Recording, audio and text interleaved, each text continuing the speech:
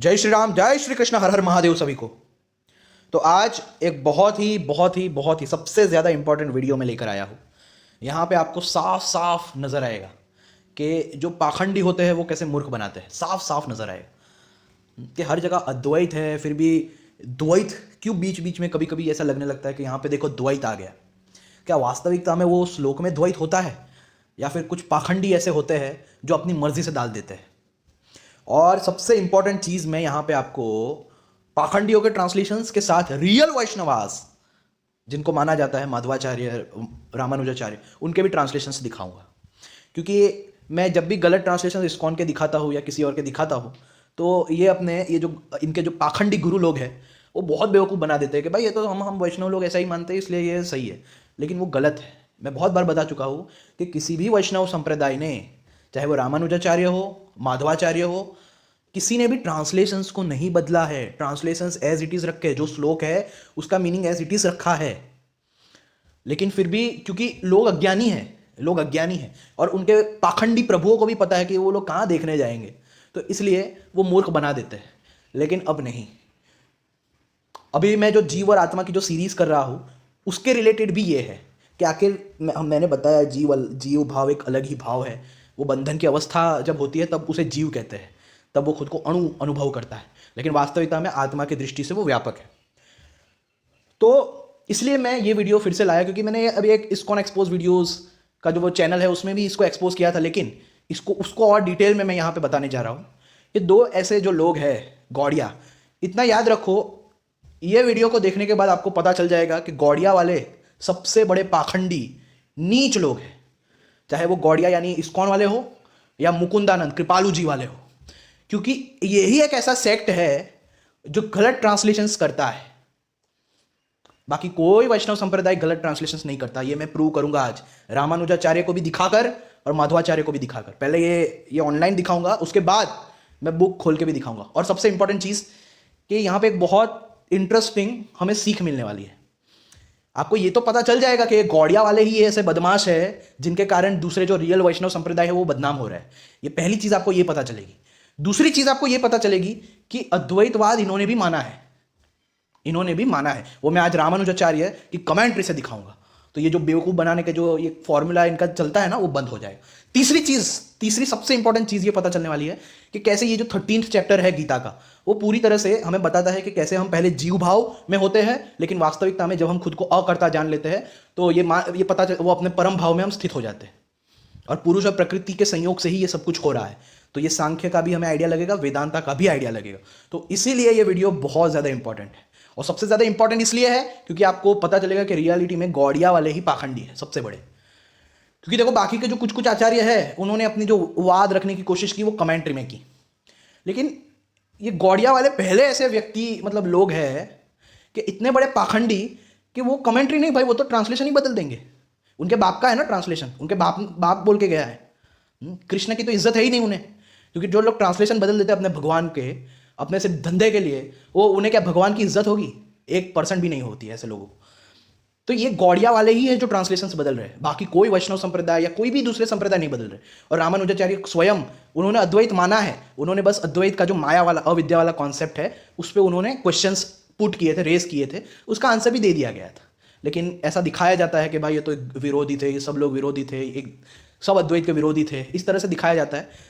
लेकिन ये नहीं दिखाते कि उनके 4 संप्रदाय आपस में भी विरोध करते हैं। जैसे कि ब्रह्मसूत्र में माधवाचार्य ने रामानुजाचार्य के भी खिलाफ बोला है और इसके खिलाफ। तो हर 4 जो भी संप्रदाय है वो अपने अलावा के दूसरे संप्रदायों को रिफ्यूट उसने किया है ब्रह्मसूत्र में, लेकिन वो लोग ये नहीं बताएंगे। वो लोग तो सिर्फ यही बताएंगे भाई सबने अद्वैत का विरोध किया, ऐसा बताएंगे। ऐसा बताने की यही हर जगह यही तो कोशिश है। लेकिन आज आपको पता चल जाएगा कि रियलिटी है क्या, कौन वास्तविकता में पाखंडी है। और उन पाखंडियों के कारण जो रियल वैष्णवास है वो भी बदनाम हो रहे हैं बेचारे। तो इसलिए ये वीडियो बहुत इंपॉर्टेंट है। मैं चाहता हूँ ये वीडियो पूरा देखना, आप पूरा देखना। ये एक वीडियो अगर आपने समझ लिया ना तो आपको ये द्वैतवादी पाखंडियों की असलियत पता चल जाएगी कि लोग कहाँ पाखंड मचाते हैं, किस तरह से मचाते हैं और क्यों संस्कृत जानना जरूरी है, ये आपको पता चल जाएगा। तो देखो शुरू करते हैं। 13.28 भगवद गीता।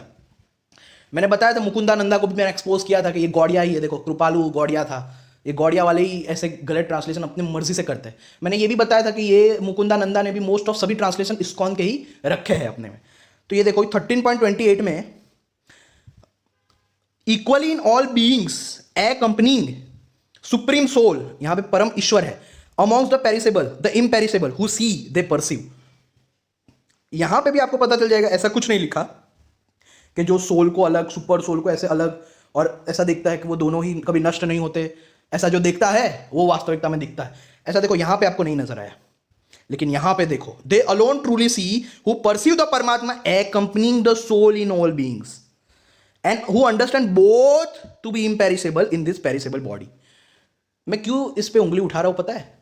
क्योंकि अगर आपने ये समझा ना कि ये चैप्टर ही पूरा सिर्फ पुरुष और प्रकृति पे है, तो ये तीसरा कहां से है? और जब अब मैं आपको ये ट्रांसलेशन बताऊंगा, आप दंग रह जाएंगे कि ये अपनी मर्जी से डाला गया है, यहां पे परमात्मा और सोल को अलग अलग। ये द्वैतवादी यही पाखंड मचाते हैं। हालांकि माधवाचार्य ने ऐसा नहीं किया, मैं माधवाचार्य की ट्रांसलेशन भी दिखाऊंगा आपको। यहां पे ऐसा नहीं लिखा कि दोनों को अलग अलग दिखता है और दोनों ही इम्पेरिसेबल है, ऐसे जो देख लेता है। इसी श्लोक से ये लोग अपना द्वैतवाद प्रूव करते हैं, लेकिन ये सिर्फ और सिर्फ गौड़िया वालों ने ऐसा किया है। देखो, क्योंकि इसमें ऐसा कुछ नहीं लिखा कि दोनों को अलग अलग बताया है। ऐसा कुछ लिखा है? कुछ नहीं लिखा। इसने, क्योंकि ये गौड़िया का फॉलोअर है और इस्कॉन जैसा ही है सेम, और इस्कॉन ने, ये देखो उनके दोनों के ट्रांसलेशन सेम है, exact. One who sees the super soul accompanying the individual soul in all bodies and who understands that neither the soul nor the super soul is ever destroyed actually sees। तो ये आप फिर से मैंने बता दिया कि ये मुकुंदानंद और इस्कॉन ये दोनों ही एक जैसे है। तो आप दोनों के ही ट्रांसलेशंस पे कोई दिन भरोसा मत करना, और बाकी किसी के भी ट्रांसलेशन ऐसे नहीं है। मैं देखो, मैं सबके ट्रांसलेशन आपको आज बता ही देता हूं, किसी ने भी गलत ट्रांसलेशन नहीं किया, सबने एग्जैक्ट ट्रांसलेशन रखे हैं। देखो, जो नष्ट होते हुए संपूर्ण प्राणियों में परमात्मा को नाश रहित और सम रूप से स्थित देखता है, वही वास्तव में सही देखता है। देख लिया?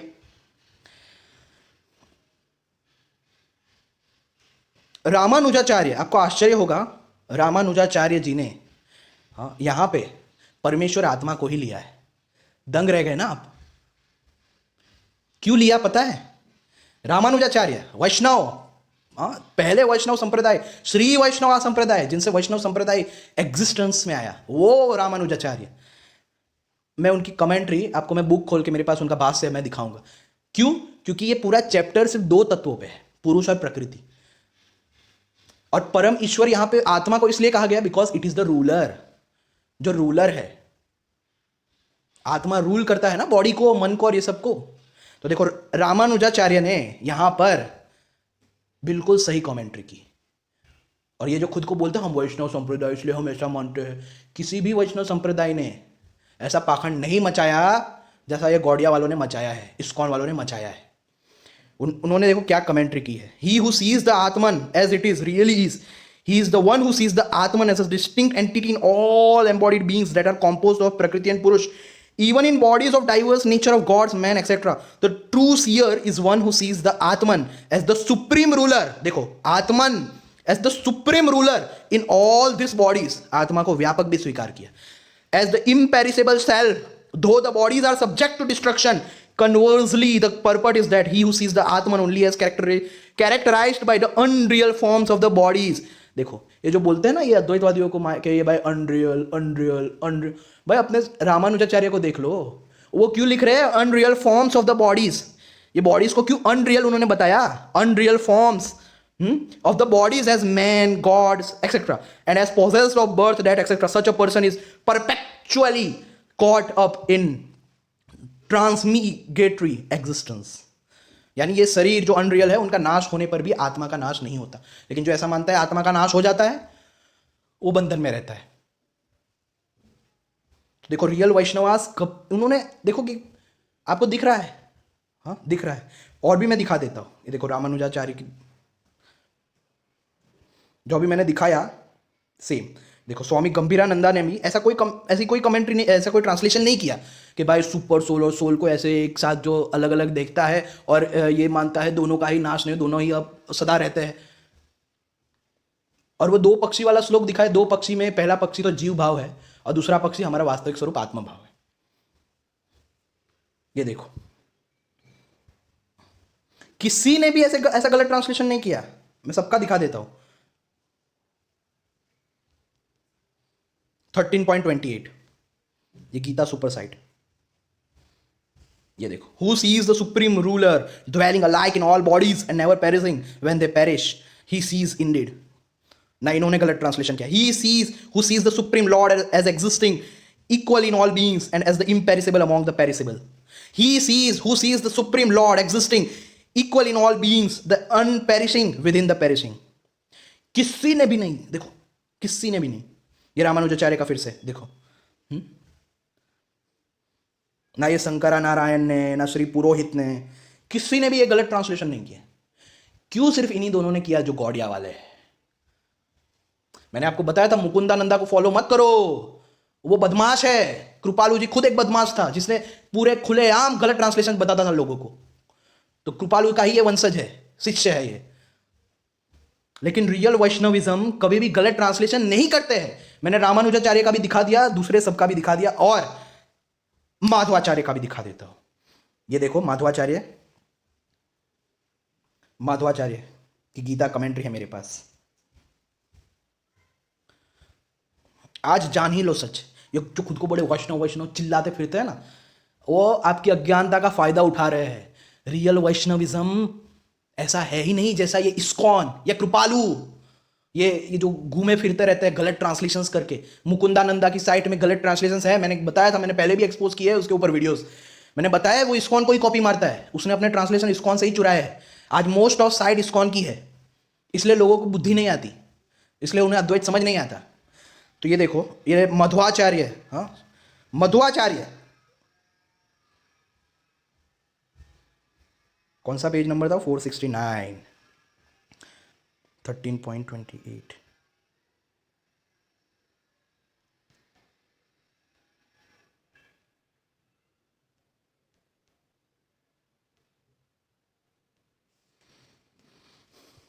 एक मिनट, 459, सॉरी। ये देखो मध्वाचार्य ने 3 ट्रांसलेशंस एक साथ किए, 13.27, 13.28, 13.29। Whatever there is, even to the smallest measure, whether animate or inanimate, know them, O Arjun, to have been born from the union of the field and the knower of the field, यानी पुरुष और प्रकृति। knower यानी जानने वाला, जो पुरुष है, और ये जो फील्ड है यानी ये क्षेत्र। ये पूरा चैप्टर ही क्षेत्र और क्षेत्रज्ञ पे है, यानी 2 तत्वों की बात की गई है। आपको चैप्टर मैं अभी बताऊंगा जब बुक खोल के, तब आपको भी पता चल यहाँ पे 2 ही तत्वों की बात की गई। तो कोई चाहे तो भी ये जो अलग तीसरा तत्व है उसको घुसा नहीं सकता, लेकिन इन पाखंडियों ने घुसाया। यही मैं बताना चाह रहा हूं। जबकि जो रियल ऑथेंटिक वैष्णव आचार्य है, जो मैंने एक रामानुजाचार्य दिखाए, ये मध्वाचार्य को भी देख लो। Equally among all the creatures, he sees the supreme Lord abiding, never perishing. Even when all else perishes, he verily pursues. उन्होंने क्या लिखा कि सोल के साथ साथ accompanying, और दोनों ही नहीं मरते। वो पता है वो श्लोक वैसा ट्रांसलेट क्यों किया गया गौड़ियाओं के द्वारा, पाखंडियों के द्वारा, इस्कॉन के द्वारा, ताकि अपना द्वैतवाद प्रूव कर सके, अपना पाखंडवाद प्रूव कर सके। लेकिन किसी भी वैष्णव आचार्यों ने गलत ट्रांसलेशन करके अपना ये सिद्धांत प्रूव करने की कभी कोशिश नहीं की। ये देख लो माधवाचार्य ने भी कभी ऐसा नहीं लिखा। He who pursues the Lord abiding equally everywhere, he does not injure the self by the self, then he attains the supreme goal. अब मैं देखो, सबसे मैंने बता दिया कि रियल कल्प्रिट जो है, जो खुद को वैष्णव चिल्लाते फिरता है, गौड़िया वाले, जिसमें मुकुंदानंदा भी शामिल है और ये इस्कॉन वाले भी शामिल है, वही ऐसे है जो गलत ट्रांसलेशंस करते हैं। बाकी किसी वैष्णव आचार्य ने नहीं किए। और बिलीव मी, मैंने इतनी मेहनत तो नहीं, इतनी ज़्यादा भी नहीं, ये जो इनको एक्सपोज किया है इस्कॉन के गलत ट्रांसलेशन, हर जगह बुद्धि योग को भक्ति, भगवत सेवा, ज्ञान योग को भी सांख्य, सब जगह बस भक्ति घुसा दी गलत ट्रांसलेशन करके। और जहाँ जहाँ अद्वैतवाद प्रूव हो रहा था वहाँ पे तो पूरा ट्रांसलेशन ही बिगाड़ दिया। तो वो लिटरली इनके प्रभु लोग जो है वो इतना झूठ बोल रहे हैं लोगों को कि हम वैष्णव वाले अलग ही है, सारे वैष्णव ऐसा ही ट्रांसलेट करते। सोचो, और ये मूर्ख जनता उनकी बात को मान भी रही है। मतलब कितने बड़े अनपढ़ गवार है ये लोग कि इनको इतनी बुद्धि भी नहीं रही कि पहले रिसर्च तो करे कि क्या सच में बाकी के लोगों ने भी ऐसा ही ट्रांसलेट किया है।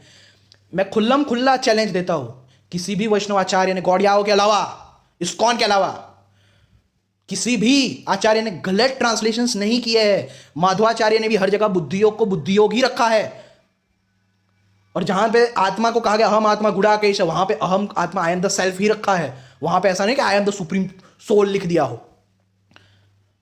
आगे जाके मेरे ऐसे वीडियोस आएंगे कि जिसमें मैं इन पाखंडियों के जो इनका पाखंड जो है वो उजागर करूंगा वैष्णवा ट्रांसलेशन से, यानी माधवाचार्य के ट्रांसलेशन से और रामानुजाचार्य के ट्रांसलेशन से। शायद फिर लोगों की खोपड़ी में दिमाग आ जाए कि नहीं भाई, इस्कॉन वाले झूठ बोल रहे हैं। देखो यहां पे तो मैंने प्रूव कर दिया। अब मुझे मेन चीज जो मेरी बाकी रह गई वो मुझे ये समझानी है कि रामानुजाचार्य ने अद्वैत माना है या नहीं माना। क्या वो लोग ने अद्वैत की हर एक बात का विरोध किया है, या रामानुजाचार्य ने सिर्फ माया का जो कॉन्सेप्ट है, अविद्या का कॉन्सेप्ट है, उससे बस थोड़ा डिसएग्री हुए थे वो, क्योंकि उन्हें थोड़े सर मतलब उस टाइम पे कुछ न्यू अद्वैतियंस ने माया को लेकर ऐसा सब पाखंड थोड़ा मचा दिया था। अविद्या और विद्या माया में डिफरेंस नहीं पता था, उसके कारण लोग अज्ञानी थोड़े, वो सिचुएशन ऐसी हो गई थी जिसके कारण वो रेफ्यूटेशंस एक तरह से रेफ्यूटेशन नहीं है अगर रियल अद्वैत को देखा जाए तो। जिसको विद्या माया और अविद्या माया के बीच डिफरेंस नहीं पता, उनको वो कंफ्यूजन में ला सकते हैं कि हाँ यार ये तो रेफ्यूटेशन है। लेकिन जिनको डिफरेंस पता है, रियल अद्वैतियंस, उनका खंडन नहीं है वो, लेकिन उस तरह से लोगों को दिखाया नहीं जाता। तो मैं रामानुजाचार्य का भाष्य आपको दिखाऊंगा, ट्रांसलेशंस भी दिखाऊंगा, सब कुछ दिखाऊंगा। और ये पूरा जो चैप्टर है ना वो पूरा यही है, ज्ञेय और मतलब पुरुष और प्रकृति, कि कैसे पुरुष अपने आप को प्रकृति से लिप्त करके जीव भाव को धारण कर लेता है। मतलब ऐसा समझने लगता है कि मैं ही जीव हूं, इसलिए वो जन्म मृत्यु में फंस जाता है। लेकिन जब वो खुद को अकर्ता देख लेता है, उसे ये पता चल जाता है कि प्रकृति के 3 गुण, यानी प्रकृति ही सब कुछ कर रही है, मैं तो अकर्ता हूं, तो वो मुक्ति को प्राप्त हो जाता है। ये मैं आपको दिखाऊंगा। और सबसे बड़ी चीज, इस्कॉन का एक और पाखंड मैं दिखाने वाला हूं। आज का वीडियो बहुत धमाकेदार है, इसलिए मैं कह रहा हूं पूरा देखना, मजा आ जाएगी। तो चलिए शुरू करते हैं। शुरू करने से पहले मुझे एक चीज आपको दिखानी है। रामानुज विशिष्ट अद्वैत के प्रवर्तक, श्री वैष्णव संप्रदाय इन्हीं से शुरू हुआ था। वो रामानुजाचार्य प्रथम वैष्णव संप्रदाय जो है उनका भाष्य है ये। मैं इसमें दिखाना आपको चाहूंगा कि देखो इन्होंने भी अद्वैत को माना है। ये जो मिसकंसेप्शंस, ये पाखंडी इस्कॉन वाले जो फैलाते हैं हर जगह, हाँ, कि वैष्णव ये है वो है, ऐसा मानते वैसा मानते।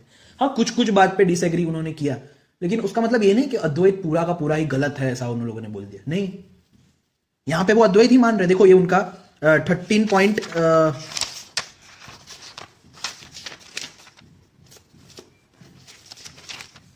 13.2 का उनकी कमेंट्री देखो।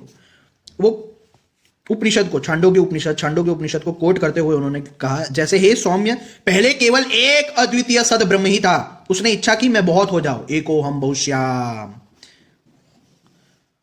बहुत हो जाओ, जन्म ग्रहण करूं, उसने तेज को रचा। यहां से लेकर हे सौम्य, इस सारी प्रजा का सत ही कारण है, सत ही अधिष्ठान है, अंडरलाइंग रियलिटी, सत ही प्रतिष्ठा है, यह समूचा जगत इसी का स्वरूप है, वह सत्य है, वह आत्मा है, हे श्वेत केतु, वह तू है। देखो तत्वमसी इन्होंने भी माना, तत्वमसी श्वेत केतु। उन्होंने गलत ट्रांसलेशन तो नहीं किया कि अतत्वमसी में लिख दू, कुछ और बोल दू, नहीं, उन्होंने तत्वमसी का तत्वमसी रखा, हुआ तू है। यानी ये जो कारण है, जो अधिष्ठान है, जो अंडरलाइंग रियलिटी है, जो प्रतिष्ठा है, ब्रह्मणो ही प्रतिष्ठा हम, जो प्रतिष्ठा है, यानी जो मैं बोलता हूं ना हर बार कि हमारे शास्त्रों में हर जगह इस अंडरलाइंग रियलिटी की ही बात की गई है। चाहे तो पढ़ लो सब शास्त्र, मैं जो बोल रहा हूं उसी नतीजे पे आना पड़ेगा कि भाई हर जगह इस अंडरलाइंग रियलिटी की बात की गई है। और उसको फिर ये बताया गया कि क्या आत्मा, यानी हमारा वास्तविक स्वरूप, वो जो सबस्ट्रेटम है, वो जो अंडरलाइंग रियलिटी है, क्या वो उससे अलग है या एक है? वही उसी की प्रतीति है जो हम जीव भाव में वो प्रतीत हो रहा है। तो देखो ये रामानुजाचार्य जी ने यहां पे अद्वैतवाद, ये देखो, सत ही कारण है, यह समूचा जगत इसी का स्वरूप है, वह सत्य है, वह आत्मा है, ये समस्त जगत आत्मा है, हे श्वेत के तो वह तू है। देखो, तो उन्होंने कोई पाखंडी नहीं मचाई। हाँ, फिर यहां पे उस समय यह अव्यक्त था, उस समय वह अव्यक्त था, पीछे नाम रूप से प्रकट किया गया। पहले सब अव्यक्त था, फिर नाम रूप आए। ये श्रुति कोट कर करके बोल रहे हैं ये, और ये वैष्णवाचार्य है। अब मैं इस जीव आत्मा के रूप से इन तीनों देवताओं में अनुप्रविष्ट होकर नाम रूपात्मक जगत को प्रकट करूं। वो स्वयं बन गए, ये देखो स्वयं जगत बन गए। हाँ, एको हम बहुश्याम से भी दिखाया, इससे भी ये दिखा रहे हैं।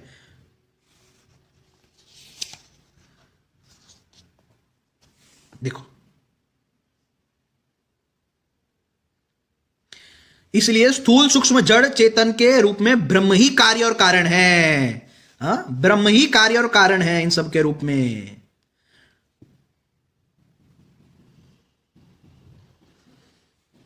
देख लिया? फिर ये देखो, सत्यम ज्ञानम अनंतम ब्रह्म, ये सब उपनिषद को कोट कर करके श्री रामानुजाचार्य जी बता रहे हैं। ये देखो, और ये पाखंडी लोग क्या बताते हैं, वैष्णविज्म तो ये मानते हैं, वो मानते हैं। अरे बस थोड़ी सी ये रामानुजाचार्य ने माया वाला जो अविद्या का थोड़ा कॉन्सेप्ट है उसके ऊपर थोड़ा मतलब रेफ्यूटेशन पॉइंट दिए थे 7, लेकिन उसका आंसर दे दिया गया। और वो रेफ्यूटेशन पॉइंट कोई रेफ्यूटेशन नहीं है एक तरह से। वो जिनको अद्वैत समझ नहीं आता ठीक से और नियो की तरह कुछ भी बोलते हैं, उनके लिए है वो। जो सर्वज्ञ है, सबको जानता है, जिसके स्वाभाविक ज्ञान बल और क्रिया रूप विभिन्न प्रकार की परम शक्तियां सुनी जाती है। अरे जानने वाले को किसके द्वारा जाना जाए? जो जानने वाला है, जो नोवर है, उसने कामना की कि मैं बहुत हो जाऊं, जन्म ग्रहण करूं। ये देखो माना ही है ना, ये श्रुतियां उपनिषद को कोट कर करके। वह नाम रूप से ही प्रकट हुआ। हे वत्स, आत्मा के देखे सुने मनन किए और समझे जाने पर यह सब कुछ जाना हुआ हो जाता है। आत्मा को जानने से यह सब कुछ जान जाता है, क्योंकि आत्मा इज द अंडरलाइंग रियलिटी। जैसे सभी मिट्टी के बने घड़े जो है, उसकी अंडरलाइंग रियलिटी क्या है? मिट्टी, यानी कारण क्या है? मिट्टी। तो मिट्टी को जानने से सभी मिट्टी के पदार्थों को हम जान सकते हैं कि उसका ही स्वरूप है। जैसे इतनी सारी अलग अलग लहरें हैं, लेकिन उनकी अंडरलाइंग रियलिटी कारण क्या है? पानी। तो पानी को जानने से वो सारी लहरों की रियलिटी हम जान गए कि सारी लहरें तो पानी ही है। वैसे ही ये सब कुछ जो है वो आत्मा का, जो आत्मा जो कारण है, जो अधिष्ठान है, हाँ, जो कॉज है, वही इफेक्ट बना है। तो उसके जानने से, आत्मा के जानने से सब कुछ जाना हुआ हो जाता है। सब उसको परास्त कर देते हैं जो सबको आत्मा से भिन्न जानता है। यानी ऐसे, ये हमने जीव और आत्मा का जो सेकंड पार्ट था वो उसमें से देखा था, बृहदारण्यक उपनिषद से मैंने दिखाया था। ना दिखाओ तो देख लेना। इसलिए जीव और आत्मा की सीरीज बहुत जरूरी है, क्योंकि मैंने सब कुछ उपनिषदों से उसमें कोट किया है और एक तरह से उपनिषद ही पूरी समझाई है, ऐसा समझ लो। सब उसको परास्त कर देते हैं जो सबको आत्मा से भिन्न जानता है। ऐसा मानता है ये आत्मा यानी मुझसे भिन्न है, ऐसा जो मानता है, ये जो द्वैत भाव है उसको सब परास्त कर देते हैं। ये वैष्णवाचार्य बोल रहे हैं। हाँ, सबको आत्मा, यह जो ऋग्वेद है सो इस महान पुरुष परमेश्वर को निश्वास रूप है। देखो, इस प्रकार परब्रह्म ही अपने संकल्प से विचित्र स्थावर जंगम रूपों वाला होने के कारण नाना प्रकार से स्थित है। यह बात श्रुति कहती है। वह मृत्यु से मृत्यु को प्राप्त होता है। जो यहां नानत्व देखता है, यानी द्वैत भाव जो देखता है, वो मृत्यु से मृत्यु को प्राप्त होता रहता है। यहां भिन्न भिन्न कुछ भी नहीं है। ये वैष्णवाचार्य बोल रहे भाई। कभी सोचा था, कभी इतनी बुद्धि दौड़ाई कि इस्कॉन जो बोल रहा है वो सच भी है या नहीं? हाँ, रामानुजाचार्य को कभी पढ़ने की हिम्मत की, उनकी कमेंट्री देखी? इंस्टाग्राम पे इतने सारे इस्कॉन वाले जो खुद को, अब क्योंकि इस्कॉन का पर्दाफाश हो गया है, तो खुद को बोलते हैं हम तो रामानुज के फॉलोअर्स है, कोई बोलता है हम तो उसके फॉलोअर्स है, ताकि लोगों को रियलिटी पता ना चले कि ये इस्कॉन है। अब तो ये चालाकी भी करने लगे इंस्टाग्राम के इस्कॉन वाले, तो बच के रहना। तो भाई रियल रामानुजाचार्य का फॉलोअर द्वैत के विरोधी है। वो देखो क्या बोल रहे हैं, श्रुति को कोट कर करके, कि जो यहां नानत्व देखता है, यानी वो मृत्यु को प्राप्त होता रहता है। जो यहां नानत्व द्वैत देखता है, यहां भिन्न भिन्न कुछ भी नहीं है, कुछ भी दो है ही नहीं भाई, अलग अलग कुछ नहीं है। जहां दो जैसा रहता है वहां एक दूसरे को देखता है, परंतु जहां सब कुछ इसका आत्मा हो गया, वहां किसके द्वारा किसको सूंघे और किसके द्वारा किसको देखे इत्यादि श्रुतियों से नानत्व दर्शन का निषेध किया गया। देखो ये रामानुजाचार्य बोल रहे हैं कि नानत्व दर्शन, हाँ, द्वैतवाद, ये जो नानत्व अलग अलग देखना, उसका निषेध किया गया है ये श्रुतियों द्वारा। फिर परंतु इससे यह नहीं समझना चाहिए कि मैं बहुत हो जाऊं, जन्म ग्रहण करूं इत्यादि श्रुतियों से सिद्ध जो ब्रह्म की अपने संकल्प से की गई नाम रूपता के कारण नाना प्रकारता है, उसका भी यह प्रतिषेध है। क्योंकि इस प्रकार नानत्व सब उसे परास्त कर देते हैं जो सबको आत्मा से भिन्न देखता है। लेकिन आत्मा से भिन्न जो भी कुछ देखता है कोई व्यक्ति कि ये मुझसे अलग है, उसको सब परास्त कर देते। ये हमने बृहदारण्यक के उपनिषद से मैंने दिखाया था, ये सेकंड पार्ट, जीव और आत्मा की जो सीरीज थी उसका सेकंड पार्ट, उसमें मैंने ये बताया था। मैं फिर से ये डिटेल में नहीं जाऊंगा।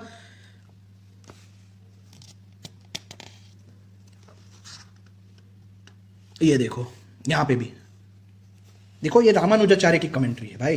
वैष्णव वैष्णव जो चिल्लाते हैं ना कि अद्वैत का विरोध करते हैं, ये है वो है, भाई उन्हीं वही जो वैष्णव, जिनसे ये वैष्णविज्म की शुरुआत हुई है, वो रामानुजाचार्य यहां पे ये बोल रहे हैं।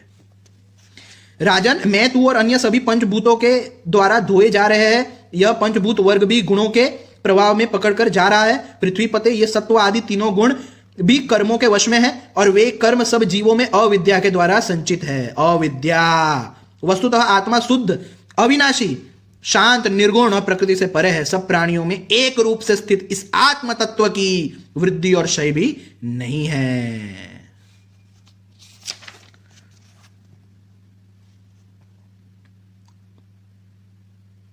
ये देखो यहां पे उन्होंने सब अद्वैत का, तो देखो उन्होंने माया पे विरोध किया कुछ बात के लिए, लेकिन उससे अद्वैत का पूरा तरह विरोध थोड़ी हो गया। यहां पे देखो वो बार बार बता रहे कि ये सब वासुदेव का, ये सब भगवान का स्वरूप है, भगवान ही ये सब कुछ बन गए। ये देखो, क्या तू यह सिर है या ग्रीवा है, ये सबको अलग अलग है, ये सब तेरे है। राजन, तू संपूर्ण अंगों से पृथक है। अब सावधान होकर इस बात का विचार कर कि मैं कौन हूं। इस प्रकार विभिन्न रूप से बतलाए हुए क्षेत्र और क्षेत्रज्ञ दोनों का वासुदेवात्मक होना भी ऋषियों ने बतलाया है। यानी क्षेत्र भी और क्षेत्रज्ञ, यानी जिसको जाना जा रहा है ये प्रकृति, और जो जानने वाला यानी क्षेत्रज्ञ, यानी आत्मा, वो वासुदेव ही है। इंद्रिया, मन, बुद्धि, सत्व, तेज, बल और धृति तथा क्षेत्र एवं क्षेत्रज्ञ सभी वासुदेवात्मक बतलाए गए हैं, अर्थात इसके आत्मा वासुदेव है। देख लो। फिर देखो तैत्तिरीय उपनिषद से वो वाला मेरा फेवरेट, कि भाई ऐसे इस आत्मा से आकाश उत्पन्न हुआ, आकाश से वायु, वायु से अग्नि, अग्नि से जल, जल से पृथ्वी। देखो यहां पे मैंने ये क्यों मैंने बताया, ताकि आपको पता चले कि इस्कॉन जो भी बोल रहा है ना, दूसरे वैष्णविज्म का, वैष्णव संप्रदाय का सहारा लेकर, वो झूठ फैला रहा है, झूठ फैला रहा है, ये बताने की कोशिश की। तो अब हम आते हैं रियल, जो जिसके बारे में ये था कि भाई प्रभुपाद ने, कहां गई प्रभुपाद की गीता, ये रही प्रभुपाद की गीता। प्रभुपाद गलत ट्रांसलेटर, ये और ये गौड़िया वाले ही ऐसे है। अब तो मैं ये समझ गया हूं, क्योंकि मुकुंदानंदा ने भी यही सब कारनामे किए हैं। अरे हर वर्ड्स गलत ट्रांसलेट करते हैं यार, कुछ कुछ ही सही मिलता है, और नाम देते हम तो वैष्णव हैं, वैष्णव लोग ऐसा ही करते हैं, लेकिन किसी भी वैष्णव आचार्य ने ऐसा नहीं किया। तो अब आप समझ जाओ कि कौन आपको मूर्ख बना रहा है, समझ जाओ आप। देखो 13.28, ये देखो, ये श्लोक था ना जो मैंने अभी दिखाया। जो परमात्मा को समस्त शरीरों में आत्मा के साथ देखता है, और यह समझता है कि इस नश्वर शरीर के भीतर न तो आत्मा न ही परमात्मा कभी भी विनष्ट होता है, वही वास्तव में देखता है। आत्मा और परमात्मा ये अलग अलग दिखाने के लिए ऐसा लिखा है, जबकि श्लोक में ऐसा नहीं लिखा। और श्लोक, अरे भाई ये पूरा चैप्टर ही है ना, वो क्षेत्र और क्षेत्रज्ञ पे है, यानी दो तत्वों पे है। जब दो तत्वों पे ये चैप्टर है, तो आत्मा, परमात्मा, प्रकृति, ये तीन तत्व कहां से आ गए? सोचो। मैंने बताया था जीव भाव वो सदा नहीं रहता, जीव भाव एक अवस्था है, और आत्मा ब्रह्म है क्योंकि वो व्यापक है। जब तक आपको जीव और आत्मा का भेद नहीं समझ आएगा, तब तक कुछ नहीं हो सकता। जैसे ही मूर्ख बनाते रहेंगे। ये 13.28 मैंने प्रभुपाद से दिखाया। अब देखो दूसरी सारी गीताओं में भी मैंने दिखा दिया आपको, वो ऑनलाइन भी इंग्लिश में। अब इस चैप्टर को अच्छे से समझना, क्योंकि ये बहुत डीप चैप्टर है, इसमें आपको पूरी तरह से चीजें समझ में आने लगेगी। क्योंकि जो पुरुष सब में समभाव से स्थित परमेश्वर को समान देखता हुआ अपने द्वारा अपने को नष्ट नहीं करता, इससे वह परम गति को प्राप्त होता है। और ये आत्मा की ही बात है। यहां पे इवन रामानुजाचार्य ने यहां परमेश्वर ये सबको आत्मा लिया है। क्यों? मैं दिखाता हूं क्यों। क्योंकि ये जो पूरा जो चैप्टर है ना, वो क्षेत्र क्षेत्रज्ञ पे है, यानी दो तत्वों पे है। इस प्रकार क्षेत्र और क्षेत्रज्ञ के भेद को तथा कार्य सहित प्रकृति से मुक्त होने को जो पुरुष ज्ञान नेत्रों द्वारा तत्वों से जानते हैं, वे महात्मा जन पर ब्रह्म परमात्मा को प्राप्त होते हैं। और ये सब आत्मा के लिए है। मैं पूरा समझाता हूँ बाद में, लेकिन ये दिखाना इसलिए जरूरी था, नहीं तो इसको वाले और भी पाखंड मचा देते। अरे यहाँ पे ऐसा है ना, इसलिए वहां पे वैसा किया, यहाँ पे ऐसा। तो इसलिए आपको बताना है कि ये आत्मा और पुरुष और प्रकृति के विषय में है। यहाँ पे तीसरा कोई तत्व ही नहीं है कि ये अपनी मर्जी से इस्कॉन वाले उसको डाल सके। तो रामानुजाचार्य से ही देखते हैं 13.28 में रामानुजाचार्य ने क्या कहा। वैसे तो मैंने ऑनलाइन जो उनकी कमेंट्री दिखा दी आपको। रामानुज 13.28 ये देखो,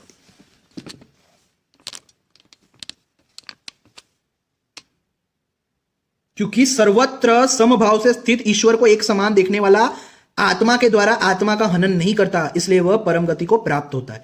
तो यहां पे ईश्वर किसको लिया है? आत्मा को। क्यों? क्योंकि मैंने बताया ये चैप्टर ही दो तत्वों पे है, और ये यहां स्टार्टिंग से एंड तक सिर्फ आत्मा यानी पुरुष और प्रकृति की बात की गई है कि पुरुष जब अपने आप को प्रकृति के गुणों से लिप्त कर लेता है तब वो जीव भाव को प्राप्त होता है, इसलिए वो जन्म मृत्यु में पड़ता है। लेकिन जब अपने आप को पुरुष रूप में साक्षी देख लेता है, अकर्ता देख लेता है, तब वो मुक्ति को प्राप्त होता है।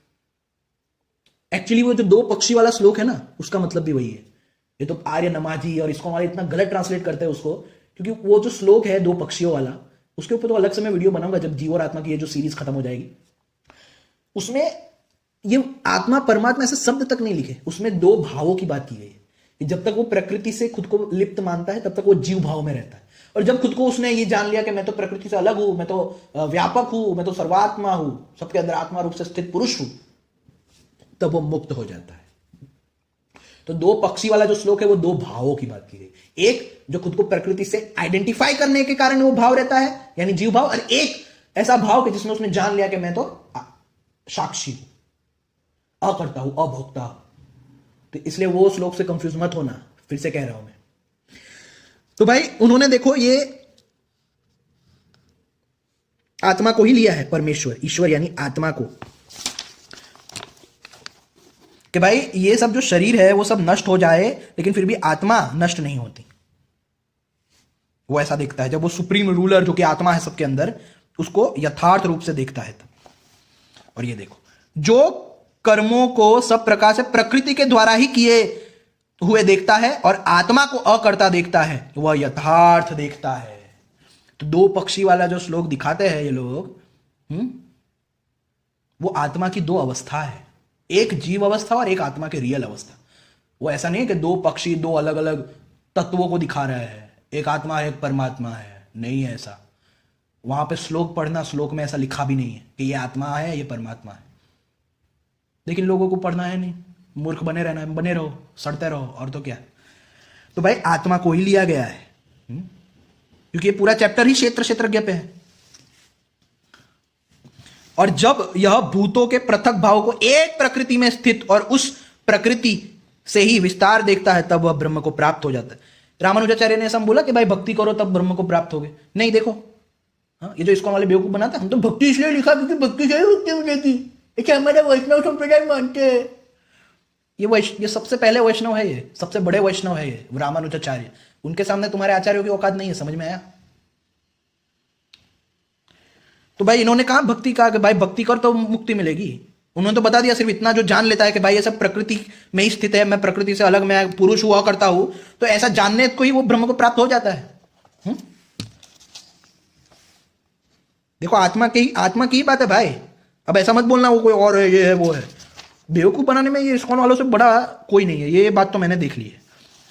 जैसे सर्वगत आकाश सूक्ष्म होने के कारण लिप्त नहीं होता, वैसे ही शरीरों में सर्वत्र स्थित हुआ भी आत्मा लिप्त नहीं होता। तो वो जो पहला पक्षी आत्मा है, ये है वो है, तुम अपने ही भगवान का विरोध करोगे, क्योंकि आत्मा पूरे गीता में भगवान ने वही तो अर्जुन को सिखाया कि भाई तू अकर्ता है, तू साक्षी है। और तुम अगर पहले वाले पक्षी जो कर्ता भोगता है उसको तुमने आत्मा बता दिया, तो तुम अपने ही भगवान की बैंड बजा रहे हो, अपने ही शास्त्रों की बैंड बजा रहे हो। इसीलिए लोग हंसते हैं तुम पे, इस्कॉन वालों, और आर्य नमाजी हो तुम पे भी, क्योंकि तुम्हें इतना बेसिक सेंस नहीं है कि पहला वाला पक्षी तो करता और भोगता है, तो वो कैसे आत्मा हो सकता है। हाँ, आत्मा को तो हर जगह साक्षी बताया गया है। ये गवार लोग हैं, इनको स्पिरिचुअलिटी की का एस भी नहीं पता, सनातन का भी एस नहीं पता। भारत जैसे एक ही सूर्य समस्त लोक को प्रकाशित करता है, वैसे ही क्षेत्रज्ञ समस्त क्षेत्र को प्रकाशित करता है। इस प्रकार क्षेत्र क्षेत्र के भेद को और भूत प्रकृति के मोक्ष को जो ज्ञान नेत्रों के द्वारा देख जान लेते हैं, वे परम तत्व को प्राप्त होते हैं।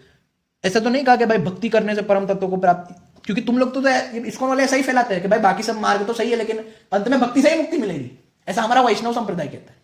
लेकिन किसी भी वैष्णव आचार्यों ने गलत ट्रांसलेशन नहीं किया, मैं फिर से बोल रहा हूं, किसी ने नहीं किए। प्लीज आप लोग उनकी जाल में मत फंसो। वो जो भी बोले सब झूठ है। वो एबीसीडी भी बोले तो भी उन पर भरोसा मत करो। मैं पढ़ चुका हूं ये इन लोगों को, इसलिए मैं बोल रहा हूं।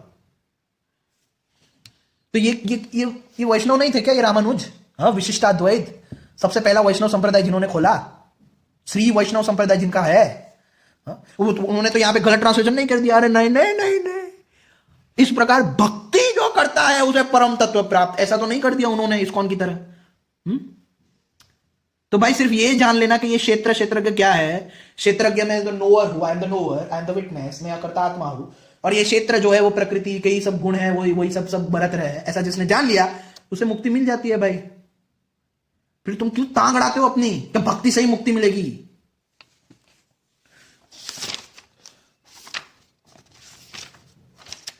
और टांग तो अड़ाते हैं लेकिन खुद को बड़े वैष्णव वैष्णव, अरे भाई वैष्णव आचार्यों ने ऐसा माना है। तो अब देखो, सामने वाले ने तो पढ़ा नहीं होता वैष्णव आचार्य, उन्हें लगता है अरे यार ये लोग सच बोल रहे होंगे। लेकिन गधो, थोड़ी बुद्धि दौड़ा के पढ़ा करो। मैं तो तंग आ चुका हूं अब अज्ञानता देखते हुए। सोचो एक ज्ञान योगी को ऐसे अज्ञानी लोग को देखते कैसा लगेगा, सोचो वो फीलिंग सोचो। पूरा चैप्टर ही इसी पे है। और सबसे कमाल की बात यहां पे आत्मा की व्यापकता रामानुजाचार्य जी ने यहां पे बताई है। क्योंकि देखो, ये जब 13.13 से वह आत्मा सब और हाथ पैर वाला सब, क्योंकि सबके अंदर व्याप्त होकर स्थित है, सब और नेत्र सिर मुख, ये जो तैतरीय उपनिषद में मैंने दिखाया था वो सेम है, ये सारे श्लोकास, तथा सब और कान वाला है, तथा इस जगत में सबको धक्कर स्थित है। तो आत्मा की व्यापकता तो इन्होंने स्वीकार की।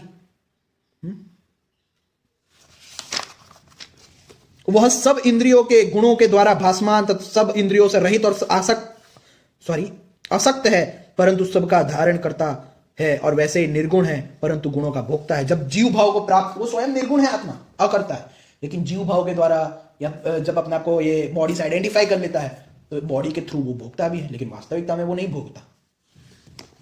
मैंने बताया था, ये पूरा समझाया था ये मैंने। देखो सब जगह आत्मा लिया है, सब जगह। तो ये दूसरा बहाना भी ना दे, इसलिए मैं पहले ही बता देता हूं कि सब जगह आत्मा को ही लिया है। देखो इवन ये श्लोक जो है, अविभक्तम च भूतेषु विभक्तमेव च स्थितम, वह सब भूतों में अविभक्त होने पर भी विभक्त के सदृश स्थित है, तथा वह ज्ञेय तत्व सब भूतों का भरता ग्रसने वाला और उत्पन्न करने वाला भी है। और ये किसको माना है रामानुजाचार्य ने? आत्मा को ही माना है। देखो आत्म तत्व, देवता मनुष्य आदि समस्त प्राणियों में सर्वत्र स्थित आत्म तत्व, आत्मस्तु आत्मवस्तु सर्वत्र स्थितम, विभाग रहित एकमात्र ज्ञाता स्वरूप होने के नाते विभाग रहित है, यानी अनडिवाइडेड है। परंतु अज्ञानियों की समझ में देवता आदि के आकार में यह देव है, यह मनुष्य है, इस प्रकार विभक्त के सदृश स्थित है, यानी ये डिवाइडेड लगता है अज्ञानियों को। इसलिए इस्कॉन वाले सब में डिवाइड करते रहते हैं, लेकिन परम वैष्णव आचार्यों ने तो ऐसा माना ही नहीं है। उन्होंने तो देखो अद्वैत को ही माना कि विभाग रहित है ये आत्मा सबके अंदर। तो आत्मा ही भूतों को धारण करने वाला है। तो देखो तब तक भी ये पाखंड नहीं आया था रामानुजाचार्य के वक्त, तब भी कि आत्मा को परमात्मा दिखा दो और जीव को आत्मा बना के सबको बेवकूफ बनाओ। ये पाखंड रामानुजाचार्य के टाइम पे भी नहीं आया था, जो प्रथम वैष्णवाचार्य है। तो हम देख सकते हैं ये सारी स्टडी करनी पड़ती है, ये स्टडी है ये सब।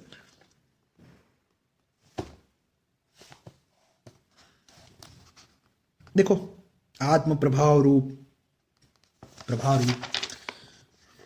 अब मेन बात देखो, मैं जो बता रहा था, कार्य कारण के कर्तापन में प्रकृति हेतु है, यानी ये जो भी कुछ हो रहा है उसमें प्रकृति हेतु कहलाती है, और सुख दुख के भोक्तापन में पुरुष हेतु कहलाता है।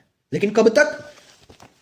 पुरुष प्रकृति में स्थित हुआ ही प्रकृति से उत्पन्न गुणों को भोगता है, और गुणों का संग ही उसके अच्छी बुरी योनियों में जन्म का कारण है। यानी जब तक इस पुरुष को जीव भाव रहता है, वो खुद को भोक्ता करता मानता है। भोक्ता करता मानना ही जीव भाव है, खुद को प्रकृति के गुणों से आइडेंटिफाई कर लेना। तो इसी के कारण वो अच्छी बुरी योनियों में जन्म का कारण ये बनता है, उसका यह भोक्ता करतापन।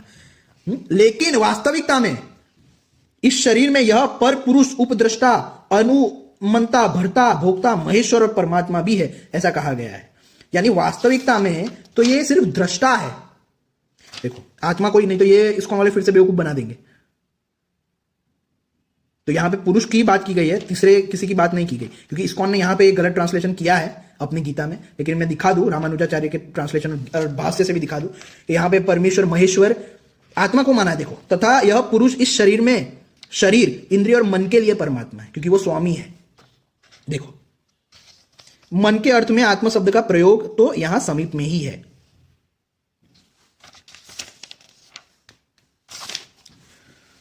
जो इस पुरुष को और गुणों के सहित प्रकृति को जानता है वह सब प्रकार से बरतता हुआ भी फिर जन्म ग्रहण नहीं करता। कितने ही पुरुष में स्थित आत्मा को आत्मा से ध्यान के द्वारा देखते हैं, कितने ही सांख्य योग के द्वारा और दूसरे कर्म योग के द्वारा देखते हैं। सब आत्मा की बात, देखो सब में आत्मा ही लिया है उन्होंने। दूसरे कितने ही ऐसा न जानने के कारण दूसरों से सुनकर उपासना करते हैं, वे श्रुति परायण मनुष्य भी मृत्यु से अवश्य डर जाते हैं।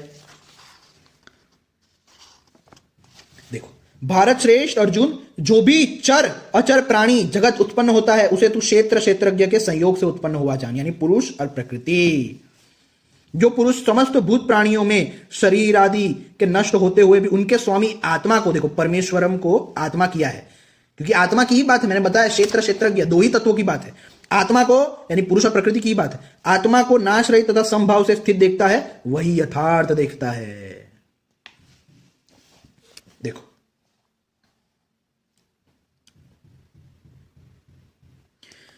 तथा उन शरीर इंद्रिय और मन के लिए परमेश्वर होकर, ये आत्मा ही उनके लिए परमेश्वर होकर रहने वाला है। उस आत्मा को जो मनुष्य उन नष्ट होने वाले शरीर आदि में ज्ञाता रूप से यानी जानने वाला रूप से समानाकार तथा अविनाशी स्वभाव वाला न होने से नष्ट न होता हुआ देखता है, वही यथार्थ देखता है। तो ये सब आत्मा की बात थी, कोई तीसरे तत्व की बात थी नहीं, क्योंकि सर्वत्र संभाव से स्थित ईश्वर को एक समान देखने वाला आत्मा के द्वारा आत्मा का हनन नहीं करता, इसलिए वो परम गति को प्राप्त होता है। 13.28 वहां पे फिर से आगे। तो ईश्वर किसको कहा गया? आत्मा को। आत्मा को ईश्वरम आत्मानम। हर जगह इस आत्म तत्व का वर्णन है, हर जगह। जो कर्मों को सब प्रकार से प्रकृति के द्वारा ही किए हुए देखता है और आत्मा को अकर्ता देखता है, वह यथार्थ देखता है। तो अभी तक ये था कि भाई पहले तो ये बताया कि प्रकृति के ये गुण होते हैं, लेकिन वो खुद को प्रकृति के गुण से आइडेंटिफाई करने के बाद पुरुष जो है वो जन्म मृत्यु में फंसता रहता है। लेकिन फिर वो खुद स्वयं को वास्तविकता में तो यह पर, ये पर उपद्रष्टा यानी साक्षी मात्र है, सबका स्वामी है, परमेश्वर है, कंट्रोलर है, वो कोई गुणों के अधीन नहीं है। और ये जो भी कुछ है वो प्रकृति के गुण ही करते हैं, वास्तविकता में ऐसा कुछ आत्मा नहीं करती, क्योंकि सर्वत्र अकर्ता देखता है आत्मा को, वही यथार्थ देखता है। जब यह भूतों के पृथक भाव को एक प्रकृति में स्थित और उससे ही विस्तार देखता है, तब वह ब्रह्म को प्राप्त हो जाता है। देखो फिर बताया गया, मैंने जो अभी बताया, आत्मा लिप्त नहीं होता, आत्मा कुछ नहीं करता, तो समस्त क्षेत्र को यानी प्रकृति को प्रकाशित करने का सिर्फ उसका काम है, वो स्वयं कुछ भी नहीं करता है, उसकी चैतन्यता से ये सब कुछ प्रकृति के 3 गुण काम कर रहे हैं।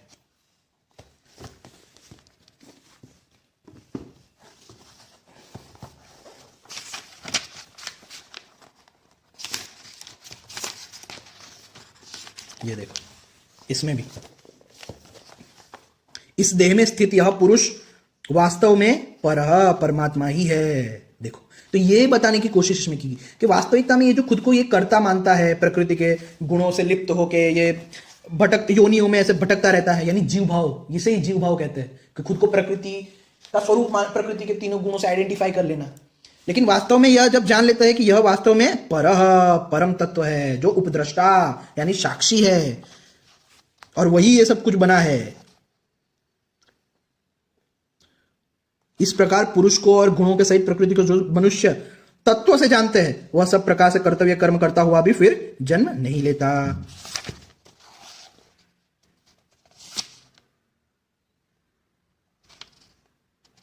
तो ये पूरा जो था वो क्षेत्र क्षेत्रज्ञ यानी आत्मा यानी पुरुष और प्रकृति के बारे में था। एक बात पता चली आपको इससे, मैंने जो जीव और आत्मा में जो भी बताया वो भी आइडिया आपको लग गया है, और वो 2 पक्षी वाला जो श्लोक है वो कैसे देखना है, किस नजरिए से देखना है, वो भी आपको आइडिया लग गया है। और ये चैप्टर भी समझ में आ गया, जो द्वैतवादियों का एक हथियार हो सकता था ये चैप्टर गलत इंटरप्रेट करके, तो वो भी आपको पता चला। यहाँ पे क्षेत्र क्षेत्रज्ञ यानी 2 की ही बात है, 2 की ही बात है, क्षेत्रज्ञ यानी जानने वाला। तो यहाँ पे पहले बताया गया कि आत्मा यानी जब वो जीव भाव को प्राप्त होता है, जो कि आत्मा नहीं होता, मन होता है, मन ही अलग अलग भावों को प्राप्त होता है, याद रखना। ये जितनी भी अलग अलग योनियां हैं वो सब मन के भाव है। तो जब वो जीव भाव में होता है यानी प्रकृति से आइडेंटिफाई हो जाता है और अपने आप को ये तीनों गुणों से युक्त मान के ये कर्ता और भोक्ता समझने लगता है, वही जीव भाव। तो वो पहला पक्षी की अवस्था। लेकिन जब वो स्वयं को यथार्थ देखता है कि ये सारे गुण प्रकृति के हैं, सब कुछ प्रकृति द्वारा हो रहा है, मैं तो अकर्ता हूं, मैं तो साक्षी हूं, मैं तो निर्लिप्त हूं, तब वो सेकंड पक्षी की अवस्था में, अपनी वास्तविक अवस्था में, यथार्थ अवस्था में आ जाता है। ये था ये चैप्टर पूरा इस पे। और पाखंडियों ने क्या मचा दिया आप देख सकते हैं। एक मुझे जोक की बात ये प्रभुपाद जी की, प्रभुपाद जी बोल रहा हूं मैं, सोचो कि गीता में ये बता जी बोल रहा हूं मैं ये प्रभुपाद पता नहीं अपने पैर पे कितना कुल्हाड़ी मारेगा, मैं तो बोल नहीं सकता। अरे कहाँ गया 13.15 13.13 देखो 13.13 में ये गधा देखो क्या लिखता है। अब मैं तुम्हें ज्ञेय के विषय में बतलाऊंगा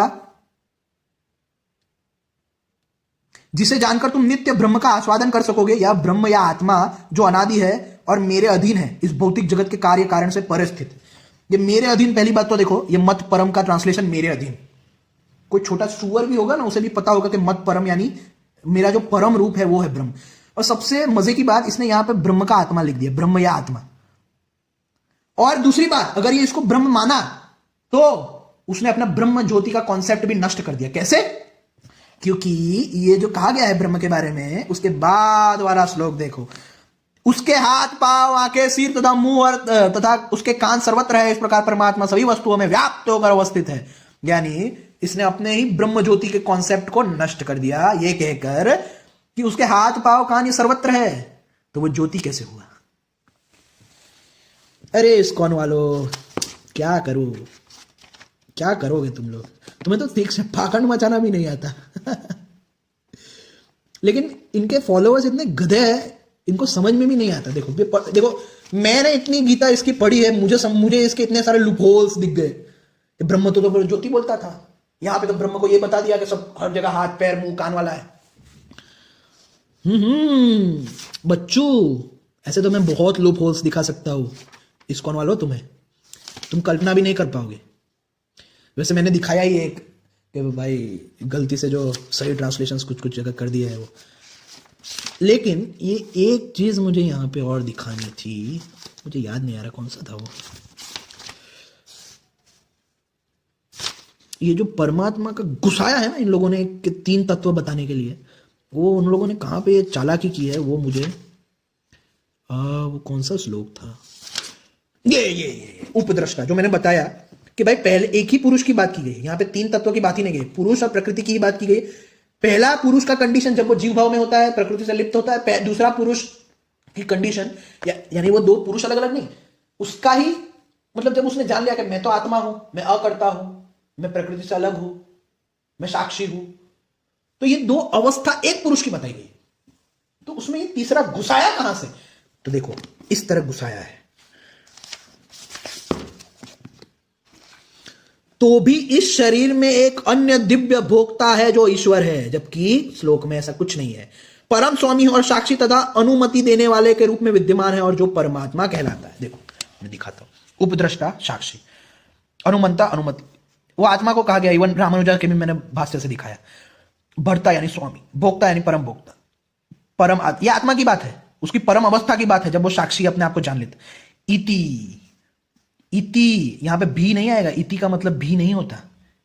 हाँ, इति का मतलब है होता है, यानी वास्तविकता में जो ये खुद को अभी तक ये 3 गुणों से आइडेंटिफाई करके जन्म मृत्यु को ग्रहण कर रहा था, वो वास्तविकता में उपद्रष्टा है यानी साक्षी है, दिव्य है, पर है यानी प्रकृति से परे है। लेकिन यहां पे इन लोगों ने इस तरह से तीसरा घुसा दिया। तो द्वैतवादी ऐसा करते हैं, ये पाखंडी लोग ऐसा करते हैं। जबकि ये पूरा चैप्टर किस लिए है, किसके बारे में है? क्षेत्र और क्षेत्रज्ञ के बारे में। पूरा चैप्टर क्षेत्र और क्षेत्रज्ञ के बारे में है कि जो लोग ज्ञान के चक्षुओं से शरीर तथा शरीर के ज्ञाता के अंतर को देखते हैं और भवबंधन से मुक्ति की विधि को भी जान जाते हैं, वे उन्हें परम लक्ष्य प्राप्त हो जाता है। मैंने बताया वहां पे भी इन लोगों ने लगा दिया और तीसरा पुरुष घुसा दिया ताकि ये अपना द्वैतवाद प्रूव कर सके, जबकि वो पहले एक पुरुष की ही वास्तविकता दिखाई गई थी कि पहला पुरुष यानी पहली जो कंडीशन जीव भाव में रहता है, लेकिन वास्तविकता में ये साक्षी है, ये पर है, ये प्रकृति से परे है, साक्षी है। तो भाई ऐसा ऐसा पाखंड मचाया है। तो इसलिए मैंने कहा था कि चीजों को समझो, चीजों को देखो। ये लोग बहुत पाखंडी है, बहुत बहुत ज्यादा पाखंडी है। इनके किसी भी रेफरेंस पे भरोसा किया मत करो। अभी इतने सारे वीडियोस के बाद तो आइडिया आ जाना चाहिए 60% रॉन्ग ट्रांसलेशंस, फिर हर जगह कैसे भक्त, ओ गॉड, इतना एक्सपोज किया मैंने इसको, वो भी कम है, मैं जानता हूं। मेन एक्सपोज तो तब आएगा जब मैं इसके प्रभुपाद के ट्रांसलेशंस को रियल वैष्णवास यानी रामानुजाचार्य, माधवाचार्य, वल्लभाचार्य, इन सब के ट्रांसलेशन से एक्सपोज करूंगा कि किसी ने भी गलत ट्रांसलेशंस नहीं किए हैं, तब असली मजा आएगी। तो इसलिए उनकी बातों में मत फंसो, वो कुछ भी रेफरेंस में झूठ ही है भाई। मैं बोल रहा हूं, खुल्ला खुल्ला बोल रहा हूं, कुछ भी बोले झूठ है, सब झूठ है। रेफरेंस ये दिखाए झूठ है, एबीसीडी भी दिखाए, एबीसीडी लिखा है, तो डाउट करना रहे यार ये एबीसीडी तो इस्कॉन वालों ने लिखा है यार, कुछ तो गड़बड़ हो सकती है इसमें, कुछ तो गड़बड़ हो सकती है। ये ए के बाद शायद बी नहीं आता होगा क्योंकि इस्कॉन वालों ने लिखा है, तो ए के बाद बी नहीं आता होगा, कुछ और आता होगा, क्योंकि इस्कॉन वाले सही कैसे लिख सकते हैं? ओ गॉड, इस तरह का व्यवहार बना लो अपना उनके लिए, क्योंकि वो लोग इसी के लायक है। मैं कह रहा हूं ना, उतना पाखंड मैंने इनका देखा है, इनके झूठे रेफरेंसेस, झूठे ट्रांसलेशन, अब तो बुद्धि में घुस जानी चाहिए बात। और रियल वैष्णवास से भी मैंने दिखा दिया आपको, रामानुजाचार्य, सोचो। तो जय श्री राम, जय श्री कृष्ण, हर हर महादेव। सत्य की जीत हो, जूइश स्लेव्स का नाश हो।